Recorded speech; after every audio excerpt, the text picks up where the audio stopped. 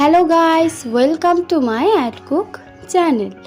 আজকে আমরা নিয়ে চলে এসেছি কিভাবে গরমকালে দীর্ঘদিন ধরে সংরক্ষণ করে রাখবো এই কাঁচা আম। দেখে নেওয়া যাক এই রেসিপি। সর্বপ্রথম এখানে আমি নিয়ে নিচ্ছি 3টে কাঁচা আম। আপনারা চাইলে বেশি আমেও আপনারা এই সংরক্ষণ পদ্ধতিটা করতে পারেন। এখানে আমি 3টে পারফেক্ট সাইজের কাঁচা আম নিয়েছি এবং এই আমগুলো আমরা প্রথমে ধোবো না, আমরা কেটে নিয়ে ফের ধোবো।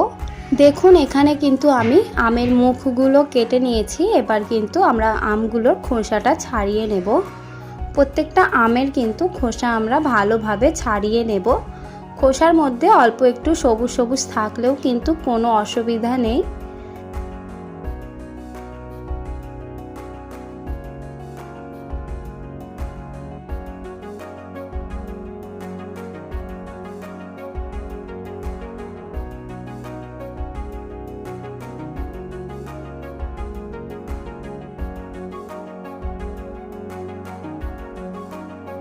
দেখুন এখানে আমি কিন্তু প্রত্যেকটা আমের খোসা ছাড়িয়ে নিয়েছি। এবার আমরা আমগুলোকে ধুয়ে নেব।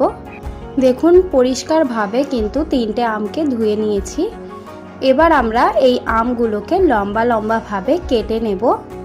দেখুন এখানে কিন্তু আমি আমগুলোর আটিটাকে আলাদা করে এরকম লম্বা লম্বাভাবে কেটে নিয়েছি। এগুলো আমাদের ভিজে থাকলেও কিন্তু কোনো অসুবিধা নেই। এবার আমরা সংরক্ষণের পদ্ধতিটা দেখে নিই। প্রথমে আমি কড়া নিয়ে নিয়েছি। কড়াইয়ের মধ্যে প্রায় আমি 2 কাপ মতন জল দিয়ে দিলাম। জলের মধ্যে এবার আমরা নুন দিয়ে দেব।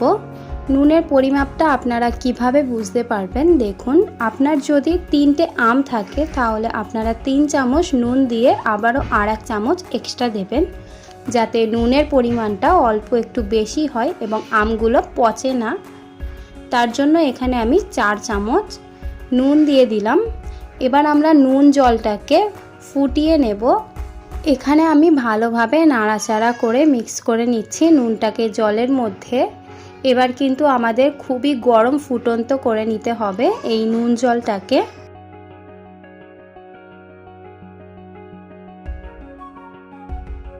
দেখুন জলটা কিন্তু আমাদের ফুটে এসেছে। এই পর্যায়ে আমরা জলটাকে বন্ধ করে দেব। এই জলটাকে এবার আমাদের পুরোপুরি ঠান্ডা করে নিতে হবে। জলটাকে ঠান্ডা করে নেওয়ার পর এখানে আমি ফের আমগুলোকে নিয়ে নিলাম এবং এরকম একটা এয়ারটায়ার জার নিয়ে নিচ্ছি, যার মধ্যে আমি আমগুলোকে সংরক্ষণ করব। এই জারের মধ্যে এবার আমি আমগুলোকে একটা একটা করে ভালোভাবে গুছিয়ে রেখে নিচ্ছি।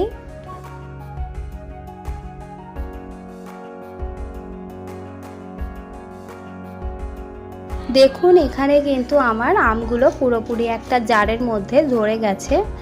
এবার আমি যে ঠান্ডা করা জলটা এই জারের মধ্যে পুরোপুরি দিয়ে দেব, যতটা আমাদের এই জারের মধ্যে ধরবে। দেখুন এখানে আমাদের জারটা পুরোপুরি আমি ভর্তি করে নিচ্ছি নুন জলটা ঠান্ডা করে দিয়ে। এবার আমরা এই জারের মুখটাকে বন্ধ করে দেব। এই পদ্ধতিতেই কিন্তু আমরা এই কাঁচা আম সারা বছর ধরে সংরক্ষণ করতে পারি বাড়িতে ফ্রিজে রেখে। এই জারটাকে এবারে ফ্রিজে রেখে সারা বছর আমরা এটাকে নিয়ে খেতে পারি। যদি আপনাদের এই ভিডিওটা ভালো লেগে থাকে তাহলে অবশ্যই লাইক, শেয়ার অ্যান্ড সাবস্ক্রাইব করে দেবেন। যদি আপনি আমার চ্যানেলে নতুন হয়ে থাকেন তাহলে অবশ্যই চ্যানেলটিকে সাবস্ক্রাইব করে পাশে থাকবেন। দেখা হবে নেক্সট ভিডিওতে। আজকের এই ভিডিওটা দেখার জন্য অনেক অনেক ধন্যবাদ।